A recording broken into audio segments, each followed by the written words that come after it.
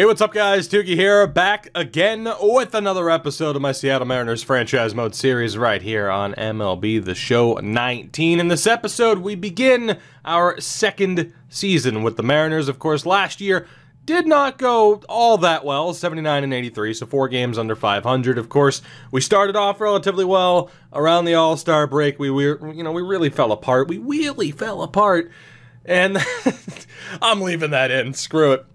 We really fell apart around the All-Star break and then decided, okay, let's blow this up, push the reset button and see what happens over the next few seasons, which has led us to the beginning of this season where expectations are even lower than they were last year. But of course, this is what the team looks like right now. A little bit of controversy over the addition of Jack Flaherty, of course, giving up 3 pitchers for 1.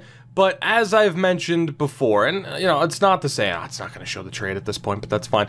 It's not to say that who we had wouldn't have been good. But I think banking on Flaherty, there are a couple of questionable, spots, the walks, the home runs, the stamina's a bit low. But banking on someone like Jack Flaherty is a safer bet for when the rest of the team is going to catch up. If we're going to be relying on 27-year-olds, they're probably going to be 30, 31 by the time the rest of the team catches up, and at that point, we're risking them regressing.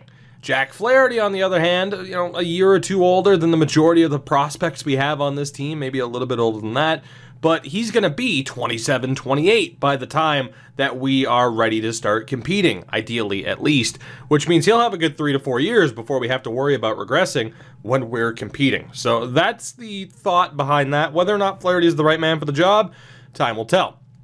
But of course, as far as the rest of the rotation is concerned, Mike Leake was here last year, but Shoemaker, Pomeranz, these are guys for the most part that we just signed to help fill out the roster. Guys like Darren O'Day, of course, you would have seen it in the last episode. I'm not expecting much with this team. The good thing is, of course, down in the minors, guys like Justice Sheffield, Justin Dunn, who admittedly I'm concerned about, and there's a decent chance that we could end up moving him this season just because, is he ever going to make it? It's going to be really close. Pedro Rodriguez is there.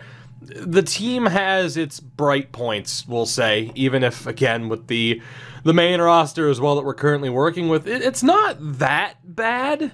You can see some promise. Like Smith, I don't know if he's going to be around. He's 26. There's a good chance he's going to be around for the majority of this. We'll find out. Yamada, of course, we acquired Jimenez, Austin Riley, Ubayashi.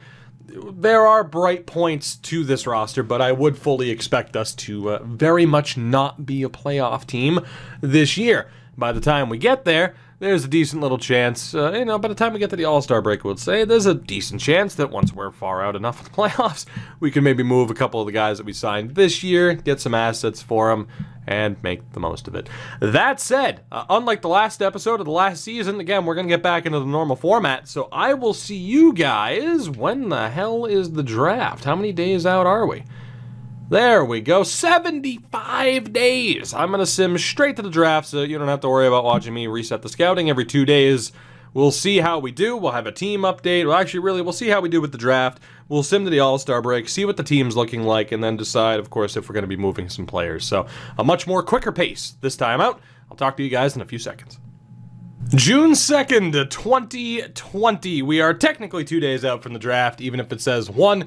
We currently sit 4th in the division at 28 and 30 on the year, 13 games back of the Astros, as we are the 25th ranked team. I still think we have more wins than I really would have expected. We'll talk more about the stats for the players after the draft. For now, I want to focus on what's ahead here because it is shaping up to be a fairly interesting draft. There are quite a few blue chippers. Well, whether or not that works out for us, time will tell. So let's go ahead and get down to it. We'll sim these 2 games against the Blue Jays. We split them, and that brings us to our second draft. At the helm of the Mariners, we have the 12th overall pick, and we'll hope that somebody half decent is still available here, and we could be starting off with an elite pitcher, potentially. Pablo Fernandez. That's not bad. 21 years old, ready in a season. I believe that is the most recent ETA. No, okay, so ready in 2 years, I should say. Hey, can you resort? There we go. There we go. So he's ready in 2 years. He's 21 years old. The walks leave a lot to be desired, but it's interesting that there's a high-end lefty available. So Fernandez is definitely somebody that we'll keep an eye on. We also have Miguel Franco, 20 years old, ready in 4 years. No, you are not.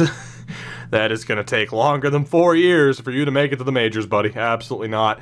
Herb Jeffers. We'll call him Herb. We won't. Herb Jeffers. 19 years old. Ready in 3 years. And not bad. I mean, the home runs and control leave a bit to be desired, but he has an absolute cannon of an arm. I know he's listed as a blue chipper.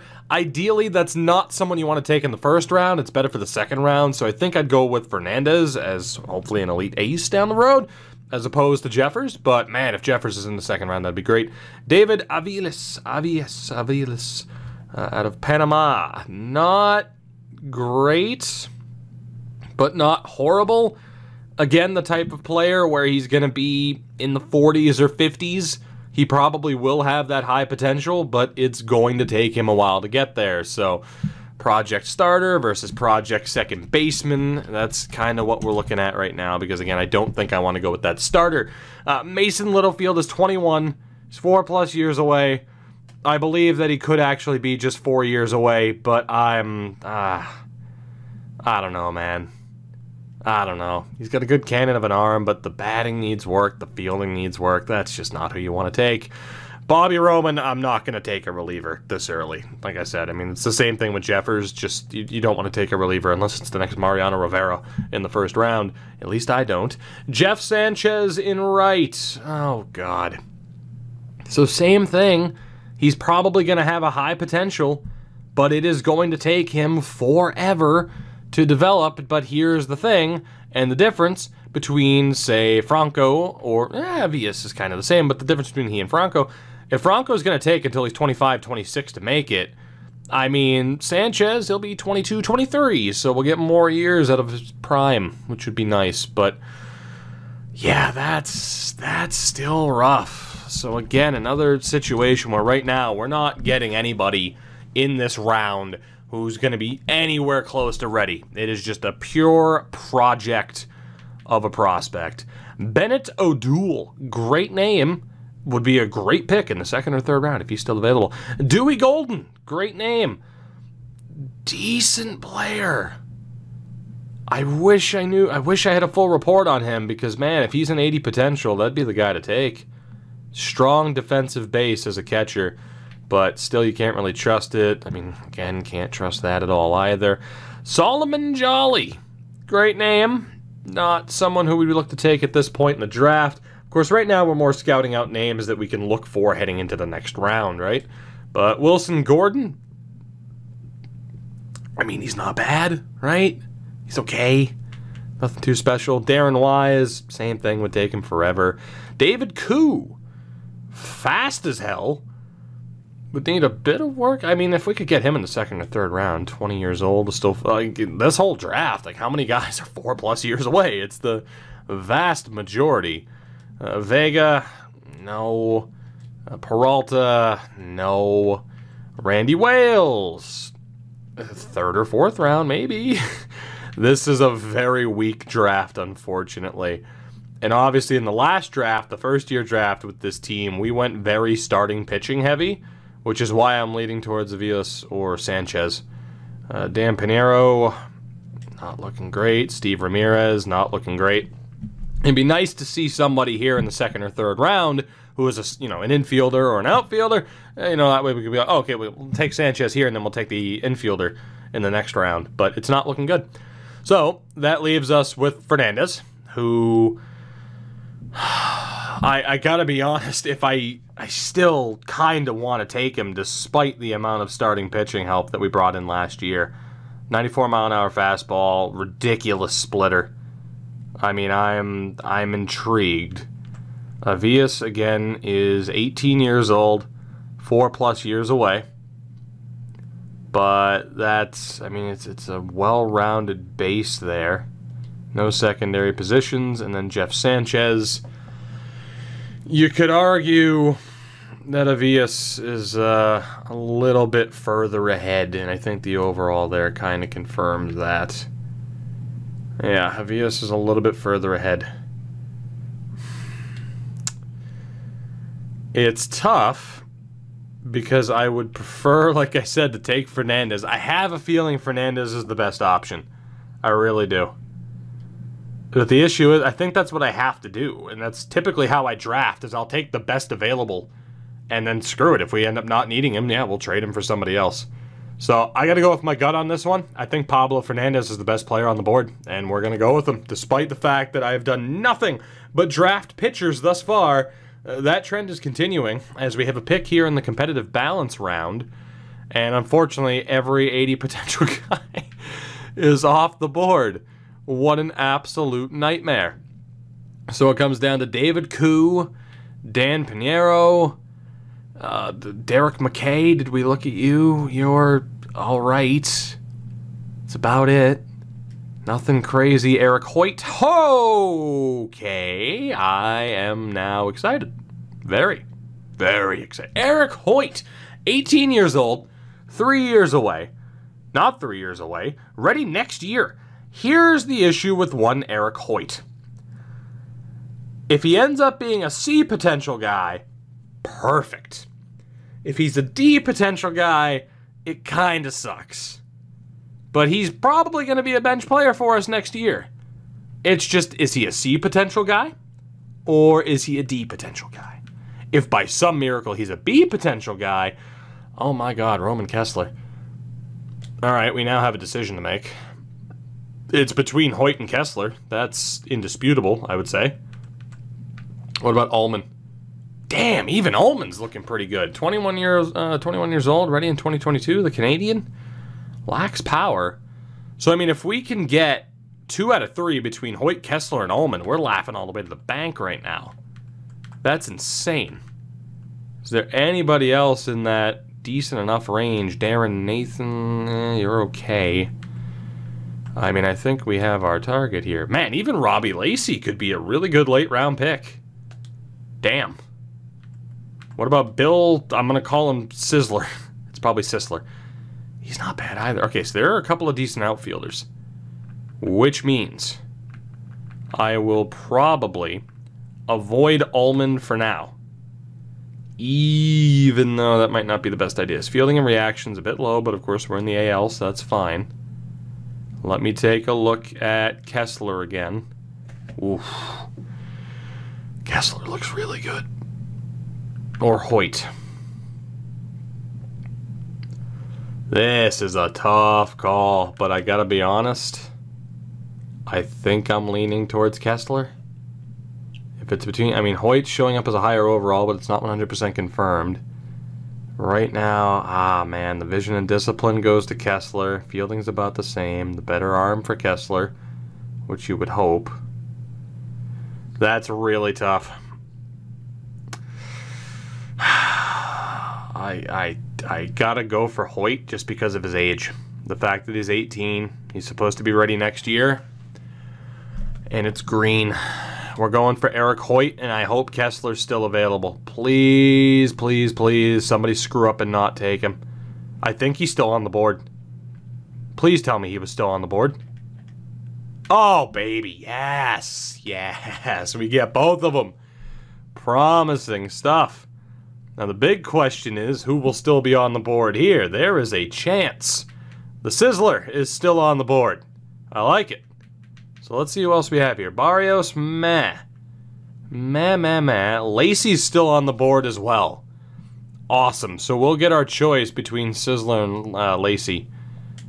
That's sweet. And dude, Kimball at first. Just the power is interesting. That's a really interesting call. I'm going to compare the three. Overall, right now, it's probably between Sizzler and Lacey. Contact right's going Sizzler. Contact left's going Sizzler. Lacey with the slight edge and power. The vision is going the way there. The better fielding. It's got to be Sizzler. I'll call him Sisler to stop annoying people. Bill Sisler, congratulations. And we'll see who else is still on the board. And I think we're still good to get at least one more guy here. We are. Robbie Lacey's on the board. I would have preferred it to be the first baseman, but overall, I mean, I feel like we've done relatively well. Now, those are all the competitive balance rounds. We are screwed for the rest of this draft because we have no info on anybody. So the only real thing to do is I can look for a short-term solution with the lower ETA. I can just take a shot in the dark with the 75 listed potential, even though that's irrelevant. Like, none of this information matters because there's no accuracy to it whatsoever. So it's literally just taking a shot in the dark. That's all it is. We know that we need some relief pitching help. First base-wise, I mean, we have Nick Pratto there. Hauser, I mean, again, none of that's relevant. So we could take Hauser. We could take one of these random second basemen. Third base, we're fine with Riley in India. So you could also argue first base we're covered too because we could just move Riley over. Shortstop-wise, we're more than covered. So I think right now, as far as like, hey, who would it potentially take infield-wise, it's really not even worth it. We're good in terms of the outfield as well. The only position that we're listed as thin in right now is relief pitching, but of course our squad's boosted up right now. It's better than it should be. But still, let's just take the risk with Kevin Vina. We'll see how it goes. I mean, there's really not a whole hell of a lot else we can afford to do here. It's just no information on these guys. Just pick someone and hope for the best. That's really all we can do. But I'm pretty happy with the first 5 picks there in this draft, and there's a decent chance it could work out relatively well for us. There's no way this draft goes to the 6th round, so it's going to end very soon. These are all the players left on the board, so it's not even going to go to distance because of all those competitive rounds. But, I mean, I guess the best option here is take one of the guys who are listed as a 70 and hope for the best, or we take someone like Lopez or Silva. It's pretty much all we can do. And again, none of that information is relevant whatsoever. Can I just do this? Cool. I'm closing my eyes. 3, 2, 1, X. Silva. Fine by me. I hit X and it didn't do anything, but we'll take Silva. And there we go. This draft has come to a close. I don't know how well we did, but I'm excited to find out. Woof. Could have gone a little bit better. Just a little bit. Pablo Fernandez is 21 years old, a 67 overall, high B potential, but a B potential is a B potential in this game. That's not bad. He's going to be a decent addition to the rotation moving forward. Eric Hoyt, case in point, he was 1 overall point away, 1 potential point away from being a C potential.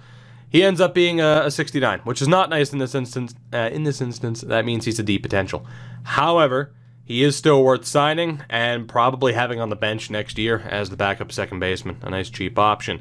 Roman Kessler, on the bright side, did get C potential. 72 overall at 21 years old. That is not too bad. You're looking at the very least at our backup catcher next year. Sisler, it didn't work. It just didn't work. I mean, he's interesting enough. I'll still probably sign him just to help fill out the roster, but that's disappointing. Again, just how close Hoyt and Sisler both were to C potential. If they're C potentials, I'm laughing all the way to the bank because they're pretty solid players in what looked to be a pretty bad draft. Robbie Lacey, on the other hand, is one of those C potential guys, and I'm perfectly fine with that pick. 20 years old, 66 overall, decent power, good speed and fielding. That is a decent little pickup there for us. And unfortunately, the picks of Vina and Silva were just complete swings and misses, but we had no choice there, really. As far as how other teams did, I honestly don't even really want to know. I mean, you can see, though, with the potentials for these other teams, it was a bad draft. That's not just me making excuses. Look at these potentials thus far. Everybody had a fairly miserable draft in terms of depth. It's just how it went. So I'm not too upset. Nelson Escalona was a pretty good pickup there. But yeah, look at the Cubs. 5 D potential players. Absolutely brutal. Eric Rodriguez would have been an amazing pickup and has amazing mutton chops. I don't know if Josh Dawkins was available to us, but goddamn. And then, you know, maybe Jeffers would have been the way to go. Although, man, Jeffers, Miguel Franco, he's got a long way to go, though. Woodson as well. Yeah, so, case in point, there's good old Solomon Jolly. I'm not going to look everywhere.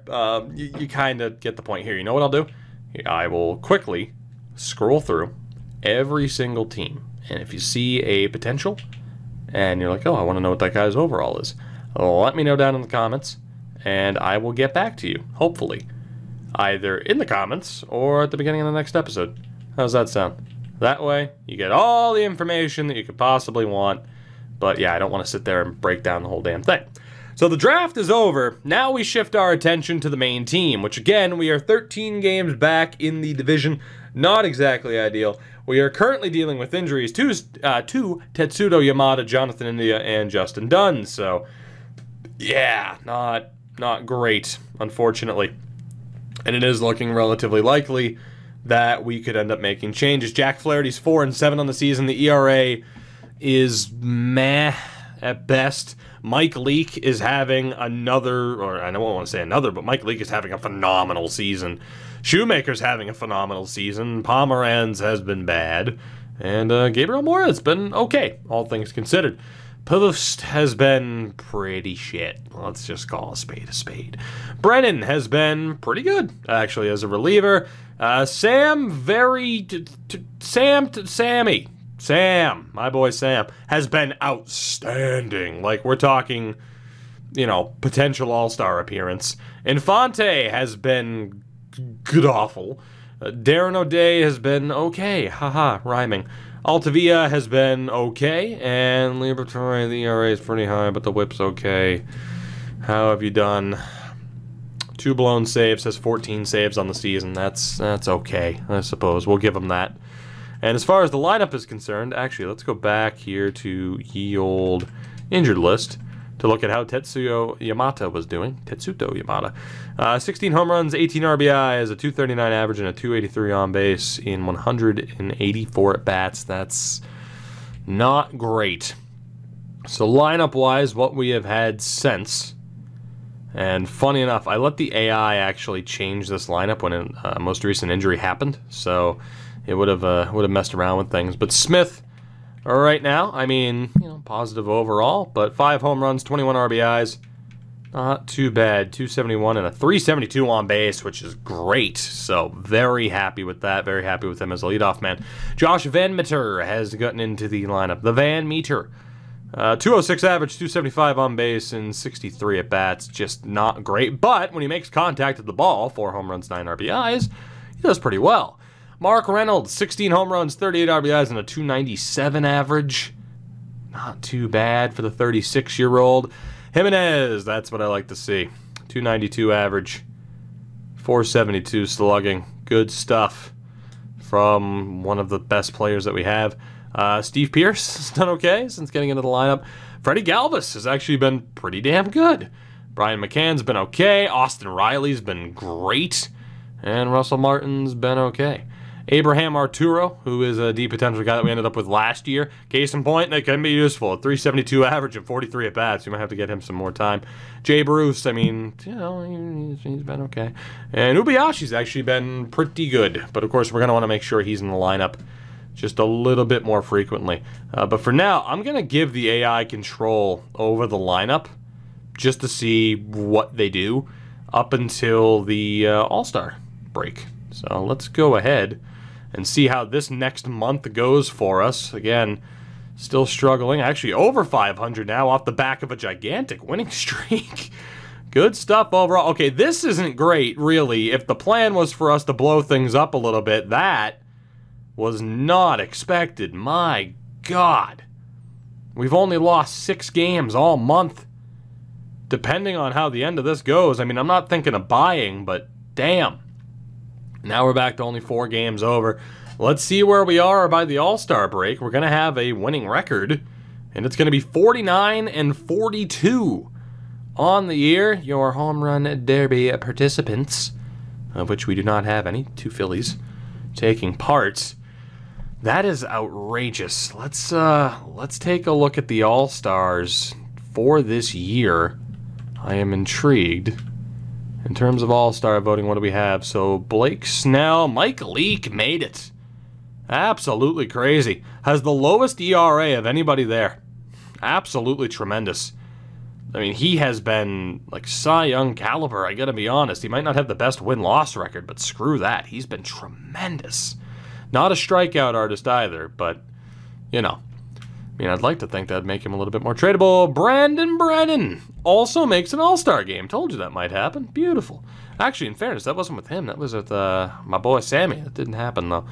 But 2 pitchers, 1 starter, 1 reliever. Nobody there. Omar Narvaez makes an all-star game after we trade him. I don't regret it. He did pretty well last year once we traded him. He's doing pretty well this year, but it just didn't make sense to keep him. Brayu and Matt Olson. Nobody else there. Third base. Nobody else there. Lindor and Polanco. Not likely. Hey, Malik Smith. Ended up making it. Very, very good. Not too bad. Couple of representatives. That's what I like to see. We are 7.5 games back of the Astros. Only a game and a half back in the wild card. Which, again, is just shocking. I don't understand how we're doing that well. I was going to look at Player of the Month, but hopefully I remember to do so at the end of the season. I think we're in the exact same spot that we are last year. I want us to be worse than we actually are. So what we're going to do is sim to the end of the month, and we'll see where we stand. We have 4 games against Texas out of the break. Whit Merrifield's been dealt to the Dodgers for Dustin May and Keibert Ruiz. Not a bad bit of business. Texas just absolutely floored us, taking 3 out of 4. We have 2 games against San Francisco. Now we're just 3 games over 500. 3 games against Texas. We get revenge and win that series. 3 games against Oakland. We lose 2 out of 3. 4 games against the Angels. And we split that series. We ended up with a 10-0 victory. That's outrageous. And then 2 games against Oakland, and then we're here, and I don't know. We're 56 and 53. We are now 13 games back of the Astros, 4.5 back of the wild card, and that is far back enough that, again, we are pulling the plug on this season. No, we're done. It's clearly not going to happen. It was interesting to see this team battle and fight the way that they did down the stretch. But yeah, no, now is the time to look to make some moves. Now here's the thing, as far as who we're going to be able to move, I have no idea. Like, I don't think we're going to be able to trade Brian McCann. I could be wrong. I am somehow wrong. And somehow we could get, I mean, that first baseman isn't great, but I don't know if I want to try to pair Brian McCann with anybody to get a little bit more value out of it. If we have the ability to do so. You got, I mean, again, Mark Reynolds is someone I'll try to move on from. I completely forgot that Kendrys Morales was in AAA for us, which is amazing. But yeah, there's a whole lot of not much here. I mean, Steve James is okay. Apostle, I'm convinced he's not going to develop, nor is Espinoza. So let's try to pair Brian McCann with those 2 just to get a little bit more out of this. And a Blaine Knight's not exactly what I had in mind. I would prefer to only get 1 player back and have it be as good of a player as possible. Garrett Whitley's not too bad. 23B and a 66. And again, right now, I'm only interested in getting back the best player possible. 20B and a 65, Isaac Parody is perfect. That is exactly the type of player that I'm hoping for. Although, Jeremiah Jackson one-ups him. Not as if we are lacking shortstops right now, but we can move people around. And for me, it's all about, like I mentioned in the draft, getting back the best player possible, the most valuable asset, because we can flip somebody. You know, just because it's like you have 5 good shortstops. Yeah, and eventually, once it's like, oh, okay, it's time to see, okay, we're going with this guy. He's clearly the one. Then we trade the others and we're good to go. Although Xavier Edwards, 20B and a 66, I think that's what we were dealing with. Yeah, he's actually better than Parody. So it comes down to Jeremiah Jackson or the deal from the Padres. And I'm actually going to take the deal from the Padres, just that we have a natural second baseman. So we're dealing 2 prospects who I really don't feel like are going to make it, and Brian McCann to offload some cash to pick up Xavier Edwards, which is perfectly fine by me. Now, whether or not we're able to move Russell Martin, I highly doubt it because of how much he is being paid. But you know what? We can try. I think I'm going to try to deal Ronnie Freeman as well, and Miguel Amaya screw it. We'll play you in the majors. Maybe. Leave him in AAA for the rest of the year. Let him play in the majors. Just let him get a taste. That's the real question. We'll figure it out in due time. And as far as anybody else to add to this, Glenn Rodriguez is the type of guy that we can move. Although Polero is even more the type of guy that we would prefer to move. So is there a deal to be had here for Russell Martin? I cannot believe that there is. You have Blaine Knight, but Sean Jelly, who we had picked up in the Reds series last year. Not too bad. Vaughn Muller, 18B and a 66. Not bad for a reliever whatsoever. Again, I would still prefer to only get back one guy. And right now, it's going to be tough to beat 18B and a 66. It's going to be very tough to beat that. Now, I know it's a reliever, but still, I'm not against taking back a really strong reliever. And that is exactly what we're going to do. So congratulations to the New York Yankees. You get Russell Martin and a whole bunch of nothing. And I'll take back a half-decent relief prospect. That is good news for me. So Miguel Amaya might end up starting. At this rate, nobody else there will have trade value, of course. At first, we're going to try to deal Mark Reynolds. That was the plan the entire season. Nick Prado, once he's off IR, will get the call-up. Kendrys Morales is going to be on this roster for now. I doubt we move Steve Pearce with him being a 65. That's going to be due to morale. Yeah, he's actually a 70, so we might be able to move Steve Pearce. But guys like Morales and Gonzo, I mean, they're on this team. Like, there's no value there to deal them. Absolutely not. So, and now Steve James just became a little bit expendable because we have Xavier Edwards, who is much further ahead in his development. So we might be able to make something happen here. I gotta be honest, Glenn Rodriguez can go too. So let's see if we can move Mark Reynolds, who's having a pretty damn good season. Not exactly all-star caliber, but see if we can make this happen. Sandy Gaston, 19B and a 67. Again, I really only want to get one guy back. The best individual prospect I can possibly get. Trevor Rogers is there, 22B and a 70. 20B and a 68. That's the best bang for the buck right there. Even though we're getting rid of a shortstop and getting back another one, it's a damn good bit of value. 20B and a 68.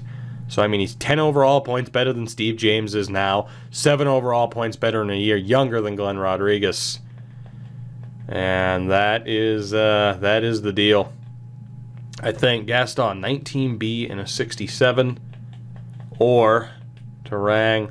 You know what? No, we're still going for the other guy. We're going to be going for Gaston here from the Tigers. That is my preferred option. Although, for Rogers it was like 20, no doubt. But we're going to take Sandy Gaston from the Tigers and move on from Mark Reynolds. I'm still going to try to move Steve Pearce because you never know. Morales is a 64, so there's no way we're trading him. Gonzo is a 62, so there's no way we're trading him. Yamada is going to stay for now because we really don't have anybody better.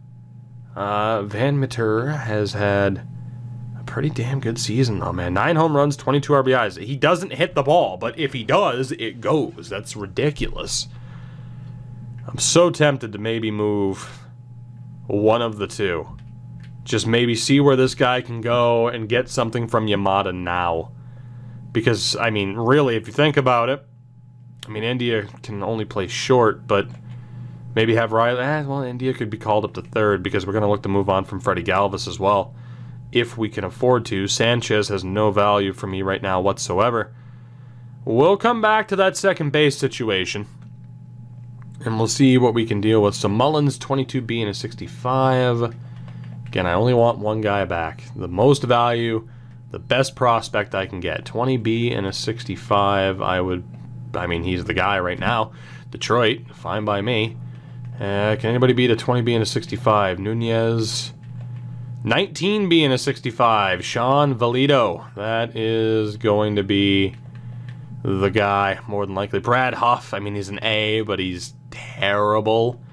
19B and a 61. 18B and a 67. Damn. Is he the guy?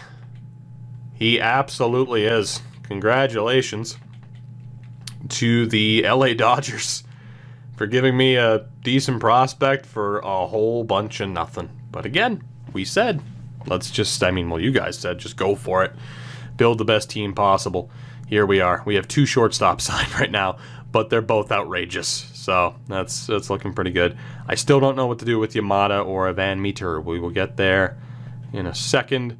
Smith is also going to stay for now, of course. Cespedes can be dealt. I mean, Brennan Davis is on a much better track, and Robinson's on an even better track than him. I still want to try to move Kyler Murray as well. And then obviously someone like Reed Glass can be dealt. We don't have to deal them all at once. I highly, highly doubt anybody takes Jay Bruce. But, you know, for his sake, damn it, I'll try. And it's not good. Could get that Brad Huff guy. Yeah, so Jay Bruce, you're not going anywhere. You're not good. That's the only thing I can say. You're not good. I like Yamada. However, he's not doing that great. He had injury trouble this year. Van Meter's been doing very well, and I kind of want to see what we have with him. So if I add Yamada to this deal, what are we looking at here? Can I get a one-person return? I cannot. We're looking at guys like Austin Hayes, Akil Badu, Brady Pringle, another A potential guy, which is outrageous. Leody Taveras. I don't really want to do that, though. So if I look at trading just prospects, we add Reed Glass to that, and I go MLB ready instead, what are we looking at? Is there a one-person offer back? And unfortunately, there isn't. And I'm not really a fan of any of those deals, so it's getting to be a little bit difficult to move some of these guys. But we'll see what we can find here. And it's mainly just because even though we're going to need to take some players back, I would rather just get a bunch of guys from the free agent list. I would prefer, again, these one-person returns, because I know that way I'm getting someone who's of extremely high value. But that is just not going to happen. Ubayashi's staying. I'm going to try to move Mike Leake. Maybe that's the best way to go. Pair him with Kyler and Cespedes. Will that work? Does anybody want Mike Leake? And the answer is pretty much no. The Reds are dying to move Brad Huff, which I am not going to allow them to do. So, unfortunately, it's proven to be a little bit difficult to move these prospects who I know aren't going to make it. But for the most part, we're still looking pretty good. I think I want to move Yamada. And say we go back over...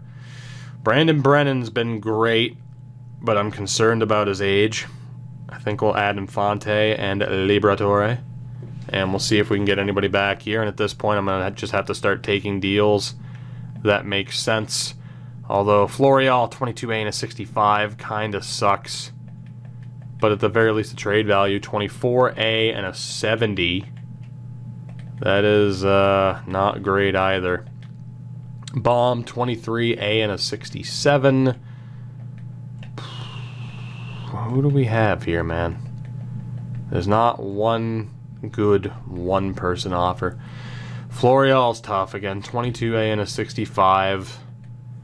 And I mean, I think he is the, it's either him or Bomb to go for.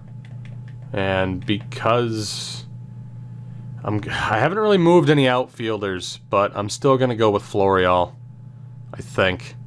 Because the bottom line is I'd rather get something for Yamada now. We're not going to be good before he hits 30. We're just not going to be. And if you look at the infielders that we have, he doesn't have value to us right now. So I'd rather get an A potential guy who will at least have a higher trade value down the road that we can utilize.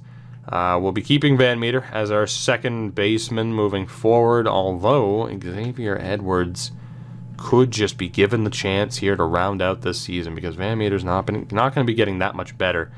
Again, Riley and India will help round out, I think, the infield, as we're just going to let the youngsters go wild here. Smith, Kalinic. So Kalinic is the one guy who's not going to get into the lineup because we're going to leave Ubayashi in. But that's okay. I desperately want to move Stowers. Laura can stay for now, although we do have Rodriguez. So can we get anything interesting back for this trio? I have my doubts. Yeah, it's going to be all three people, three-person offers, unfortunately. All right, well, Is there an A potential guy here? Now, I know that there are some with multiple trade options. Carmen Rodriguez is an option. Fagan. The Fagan. So, I believe, right up front, Rodriguez was the only real guy. You got Nicky Lopez and Gigliotti. Rodriguez is going to take forever to develop if he ever does, but really high trade value. That's all I'm looking at. So we're going to do that as well, and we might still be able to flip somebody else. Again, that's what this is going to take. Build it up, blow it up, build it up again, blow it up again. It's going to take a lot of wheeling and dealing to turn this team around. Now, had we said, hey, no trades, good luck, buddy, then yeah, it would be tough. I mean, with the Reds draft to glory, you kind of got to look at what that type of run is. But still, so Gigliotti, I'd love to be able to trade immediately, and I'd still love to be able to trade Kyler Murray to get something for him. I know trading prospects for prospects is going to be rough. Austin Hayes, is there a one-person return? It's not looking like it, so I'll look at a two-person return. Hayes and Sparks are okay. Hook is alright. Akil Badu. Whitley and Gomez. I gotta be honest, I think that first offer will more than do it. Although, right there, Mark Vientos and Chevron Newton. I think that deal from the Mets wins. Indeed it does. So let's take that offer from the Mets. We get rid of a bunch of guys that I don't really have faith in developing, and we make the most of it. So Rodriguez can stay for now. Reed Glass absolutely has to go. Although you could argue with these guys like Knowles and Diaz. I mean, we have Rodriguez who's ahead of them. We have Kelenic who's there. We have Carmen Rodriguez there, but not everybody has to be dealt now. Cespedes is dealable because we have Florial, who's a little bit higher of a potential rather than overall. They're the same overall. We still have an abundance of outfield prospects, which is not really surprising. And we're going to see if we can pair two of these guys with Mike Leake. One more attempt to try and move Mike Leake, because why the hell not? Get something for him rather than having him walk. There has to be some team that finds him interesting enough to take. And the answer there is going to be the Royals. We'll take Trevor Stephan and get back Kelvin Gutierrez. That's not a great return, but it's two prospects who I know aren't going to make it. And at least we, I want to say at least we get something back from Mike Leake. Fuck it. We'll keep him on the roster. It's not the end of the world to, you know, keep him and just try to make the most of it. Wilson's not looking that bad. So Tyler Danish. Can I get something for Tyler Danish? Because he's certainly not going to make it. Is there? We can get back Tetsudo Yamada. Perfect. Oh, that's perfect. To be honest, I might. Steven Duger. That dude in Hudson Potts. David Peralta, which doesn't really help. Bryce Terang, still there. Roman Quinn. Kyler Murray from the Yankees. Gabby Guerrero. Aquino. Guzman. Gabe Little. And Charlton Burkhart. That is an interesting deal. An A potential catcher, even though he's terrible. That could work, though. Getting back Yamada would be hilarious. It would be. Bryce Terang, 20B and a 66. I mean, yeah, no, it's going to be that deal from Oakland. Why the hell not? So, congratulations to you fellas as we send Kyler Murray out to Oakland. We finally got rid of him. So many options still on players to flip. It is fairly ridiculous. Although the amount of prospects that we have now, it's looking good. Obviously, we can afford to have more than one half-decent prospect in a position. That's fine. And obviously, for the outfield, it's still looking good. And we might have to move somebody from the outfield if we do have too many players available. Drew Pomeranz. Can I get anything for this god-awful pitcher this year? Apparently, I can. 21B and a 65 Sparks. 20B and a 62 Luciano. That's not bad. 20B and a 58. I like 20B and a 62. It's not too shabby.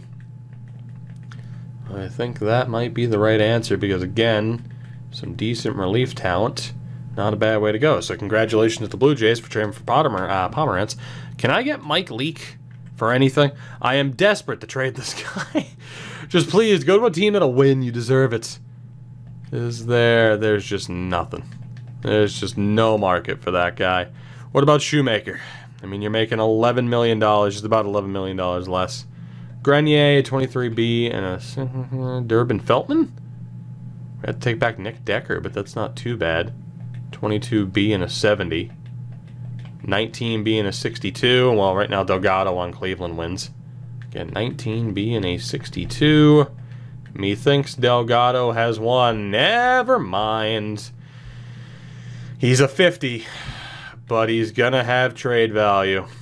For that reason, Rolando Beatty, who I think we were debating drafting last year, if I'm not mistaken. We held on to him, and apparently rightfully so. It appears to have been the right decision. As I look over here, is there anybody else? There are some guys, even Dunn might be able to make it. Is there anybody else who just clearly isn't going to make it? Sam Carlson is, there's doubts. I'm going to keep Sammy, I'm going to keep Brennan, Altavia. I mean, those three guys, it might be for the best to try and get something for them. Like, I'm worried that Brennan's going to be like 31 or 32 by the time we're actually good to compete. Gerber's still looking like an absolute monster. You got Muller, Luciano now. I think Carlson is the last guy I want to look to move, although it's this trio. Again, it's just I'm worried about, you know, when players at 30, sometimes regression kicks in immediately, sometimes it waits. But those three leading the bullpen, that's not a bad way to go. I'm going to add Pazos and Ross Cup to this alongside Carlson, just to see if we can get anything else. And then from there, it's just a matter of me filling this roster back up with free agents. That's really the only way to handle it. But at the very least, some younger players will be getting time. Cabello is 19 being a 63, and he is going to be the pick. Absolutely. So thank you very much, Atlanta. And with that, we're pretty much good to go. So allow me to show you, for the most part, what this team is going to look like at the beginning of the next episode as we look to finish up this season and then go through an off season. I think we're going to do it. We're going to add Amaya, and he's going to be getting a chance to play at the major league level. More than likely, someone like Cantwell will be the backup, although Amaya's showing up as an actual 60. Okay, he is a 67. He's just not an everyday player. So someone like Cantwell will probably end up being the backup. I just need to fill out the roster, again, with random free agents. Prado, when he's back to 100%, will be given the opportunity as our starter at the major league level. For now, it is going to be Kendrys Morales, who gets moved up to the majors. He'll be playing until Prado is at 100%. Hell, Gonzo might even be added to the roster at this point. You know what? Screw it. I'll be back in a second. Jump cut. Alright, as expected, that was time-consuming, but the roster is set. Quick rundown for those that care, but this is the team that we are moving forward with. This is what the catching situation looks like. The first base situation, the second base situation. Again, first base situation, Prado will be called up when we have the chance. Third base situation, shortstop situation. Left field, center field, right field. Yeah, pitchers, it's pretty much what you would expect. We just signed a bunch of randoms. I'm going to show you what the team actually looks like, of course, with the rotation and the lineup, which is why I'm just kind of going through this. But for anybody who, you know, wants to see every single player that's on the team right now, there you go. So this is our rotation for the rest of the season. Flaherty, Leake, Moya, Sheffield, and Dunn have been called up. I'm a little bit nervous about throwing some of these guys to the Wolves, but we'll see what happens. Pavost is there as the long reliever. Of course, Brennan.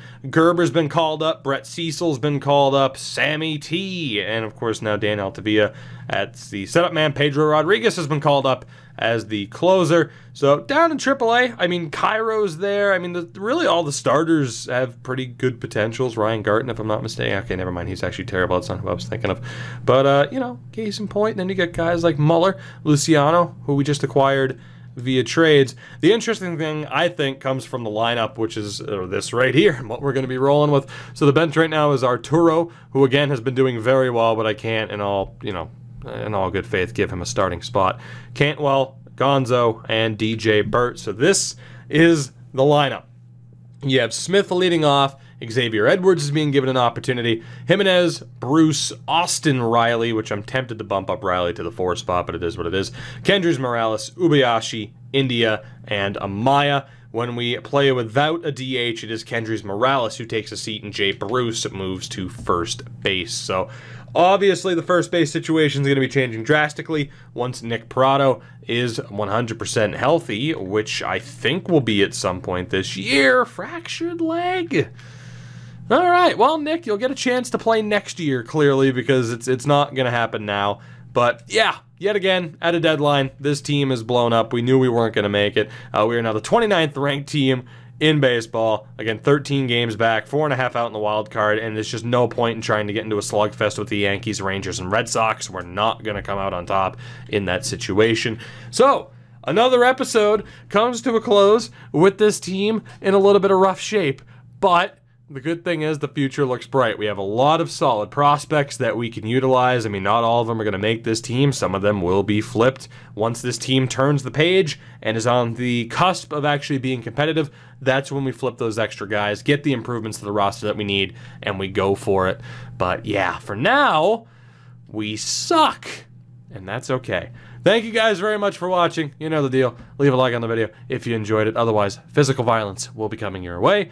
Check out everything in the description if you haven't already. And that's basically it. It's all good. I will see you guys in the next one. I shouldn't have said it's all good. It's all good except for the Mariners. We suck right now, but not for long, I hope. I'll see you guys in the next one. Until then, have a good one. Take it easy, and goodbye.